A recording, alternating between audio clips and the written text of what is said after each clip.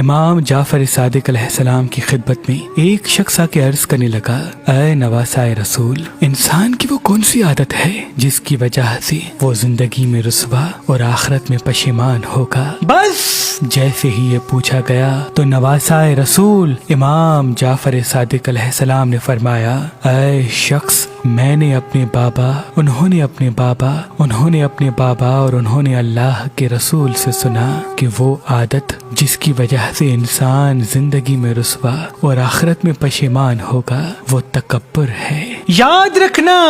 جو انسان اپنے آپ کو اعلیٰ سمجھتا ہے اور اللہ کی خلقت کو حقیر سمجھتا ہے تو اللہ اس انسان پہ لعنت بھیج کے اس کے مقدر میں آنے والی تمام نعمتوں کو کم کرتا ہے، اور اس طرح اس کے کام الجھتے جاتے ہیں، اس کے لیے دنیا میں اختلافات منظر عام پہ آتے رہتے ہیں، اور یوں وہ زندگی کے ہر موڑ پہ پشیمانی اور پریشانی کا سامنا کرتا ہے، اور جب آخرت میں اٹھایا جائے گا تو اللہ اپنے فرشتوں کو حکم دے گا کہ ان انسانوں کو الگ کر دو جو زمین پہ تکبر کے ساتھ چلا کرتے تھے، میری مخلوق کو حقیر سمجھا کرتے تھے، اور اس طرح وہ انسان آخرت میں پشیمان ہو کر دوزخ کے گڑھے میں گر جائے گا۔ اے شخص، اگر اپنی دنیا و آخرت سنوارنا چاہتے ہو تو اپنے آپ کو تکبر سے دور رکھو، اللہ تمہارے دونوں جہان کو تمہارے لیے مبارک کر دے گا۔